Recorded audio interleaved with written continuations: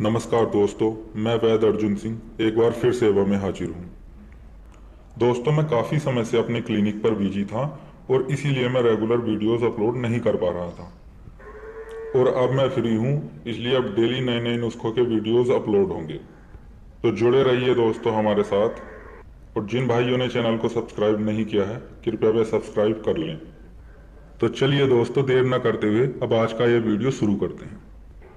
दोस्तों, बहुत से भाई हमारे आजकल नामर्दी की समस्या से जूझ रहे हैं, जिनकी सेक्स की इच्छा नहीं होती, कभी इच्छा होती भी है तो फिर लिंग में भरपूर तनाव नहीं आता है, और कभी तनाव भी ठीक से आता है तो वीर्य समय से पहले ही बाहर निकल जाता है। ऐसे ही भाइयों के लिए दोस्तों, आज मैं आपको शिंगरा भस्म बनाने का ऐसा तरीका बताने वाला हूं जो आज तक आपने YouTube पर या कहीं भी नहीं देखा होगा।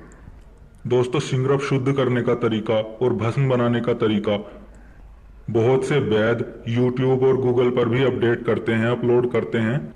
लेकिन दोस्तों, आपकी जानकारी के लिए बता दूं, उनमें से 80% तरीके बिल्कुल गलत होते हैं। उनका जो दोस्तों शिंगरफ को शुद्ध करने का तरीका होता है और बाद में आग देकर भस्म बनाने का तरीका होता है, इसी प्रक्रिया में उनके शिंगरफ का जो पारा होता है या तो वो जल जाता है या फिर वो उड़ जाता है। और उसके बाद दोस्तों वो शिंगरफ भस्म किसी भी काम की नहीं बचती। और दोस्तों, जो तरीका ये आज मैं आपको बता रहा हूं, आप बनाएं या अपने पास के किसी भी वैद्य हकीम से बनवा लें और फिर देखिए, इसकी पहली खुराक से ही आप रिजल्ट खुद देख लेना। ये देखिएगा दोस्तों, ये सबसे आला दर्जे का शिंगरफ है, शिंगरफ रूमी। आप इसकी चमक देख सकते हैं। दोस्तों, हमारे यहाँ 3 से 4 तरह का शिंगरफ मिलता है। उसमें ये जो शिंगरफ रूमी है, ये सबसे उच्च कोटि का शिंगरफ है। शिंगरफ दोस्तों पारा गंधक और मैनसिल का मिश्रण होता है। बाकी इस शिंगरफ से जो अलग शिंगरफ होते हैं, उनमें मैनसिल और गंधक की मात्रा ज्यादा होती है, पारे की कम होती है। लेकिन ये जो शिंगरफ आप देख रहे हैं रूमी, ये असली शिंगरफ है। इसमें पारे की मात्रा ज्यादा से ज्यादा होती है। इसीलिए इससे जो भस्म तैयार की जाती है वो बहुत ही उच्च कोटि की भस्म होती है। अब दोस्तों, आपने 10 ग्राम शिंगरफ ले लेनी है अच्छी क्वालिटी की, जैसी आप ये देख रहे हैं। इस शिंगरफ को दोस्तों आपने एक सूती कपड़े की पोटली बनाकर उसका दोला यंत्र करना है। दोला यंत्र के लिए दोस्तों आपने आधा किलो नींबू का रस लेना है और उसमें 1 लीटर पानी मिला लेना है। उसमें आपको इसे लटका देना है 3 घंटे के लिए। जो भी वैद्य हकीम भाई हैं मेरे, वो जानते होंगे दोला यंत्र किस तरह किया जाता है। नींबू के रस और नल के पानी में, ताजे पानी में इसका दोला यंत्र करना है 3 घंटे के लिए। उसके बाद दोस्तों आपने इस शिंगरफ को निकालकर नींबू के रस में लगभग आधा से 1 घंटा खरल करना है। और उसके बाद इस शिंगरफ की आपने एक टिकिया बना लेनी है, गोल टिकिया। टिकिया दोस्तों आपको सिक्के के जैसी गोल नहीं बनानी है। गोली जिस तरह कांच की गोली होती है जिससे बच्चे खेलते हैं, उसी तरह की गोल टिकिया बनानी है इसकी। अब दोस्तों, जब आपकी ये गोल टिकिया सूख जाए, तब आपने एक धतूरा लेना है बड़े से बड़े साइज का। अब दोस्तों आपने ताजे धतूरे के बीच में से टुकड़े कर देने हैं, 2 टुकड़े। मतलब उसे बिल्कुल बीच से 2 टुकड़ों में काट देना है। अब काटने के बाद दोस्तों उसके बीच के बीज वगैरह आपने बिल्कुल निकाल लेने हैं दोनों साइड के।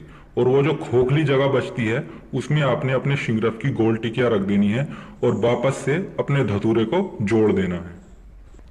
अब दोस्तों आपने थोड़ा चिकनी मिट्टी का घोल बना लेना है, लूदा बना लेना है। अब आपने एक कॉटन के कपड़े की पट्टी ले लेनी है, लगभग 2 से 2.5 फीट की। उस पट्टी को आपने उस गीली मिट्टी के पानी में भिगो देना है। मतलब थोड़ी थोड़ी मिट्टी उस पट्टी पर चढ़ा देनी है और उस पट्टी को आपने धतूरे पर अच्छी तरह चारों तरफ लपेट देना है।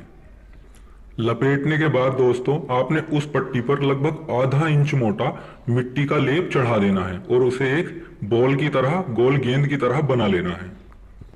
अब इस गेंद को दोस्तों आपने सुखा लेना है अच्छी तरह। और दोस्तों जैसे ही आपकी ये बॉल अच्छी तरह सूख जाए, अब आपने लगभग 2.5 से 3 किलो रेत लेनी है। रेत अच्छी हो, गीली ना हो। अब आपने उस रेत को एक कढ़ाई में डालकर अपने गैस चूल्हे पर रख देना है।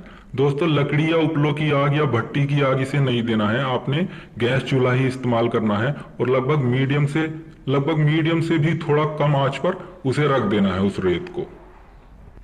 अब दोस्तों आपने इस रेत में अपनी वो धतूरे वाली बॉल जो आपने बनाई है उसे रख देना है बिल्कुल बीच में। याद रहे इसकी ये जो तली होती है कढ़ाई की उसमें भी वो टच ना हो और वो ऊपर भी ना रहे, बिल्कुल बीच में आपने उस बॉल को रख देना है। अब दोस्तों आपने आग जला देनी है मीडियम से थोड़ी कम और लगभग 2 घंटे तक आपने यही आग रखनी है।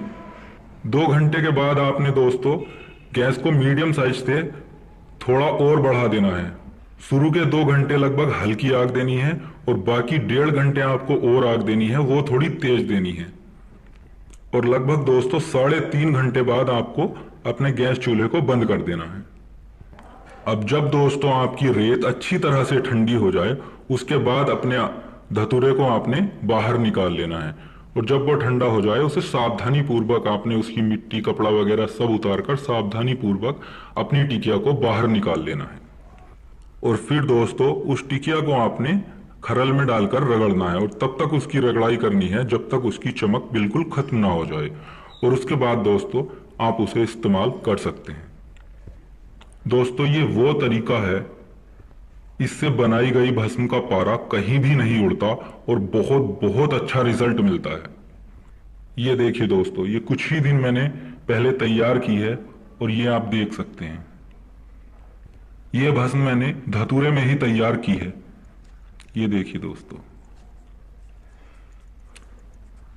आप दोस्तों इसे कितना भी मसल लें, कितना भी छुटा लें, बिना पानी से साफ किए आप इसे अपने हाथ से साफ भी नहीं कर सकते। इसे चाहे जितना रगड़ लीजिए ये छूट नहीं सकती आपके हाथ से जब तक आप इसे अच्छी तरह से साफ नहीं करेंगे।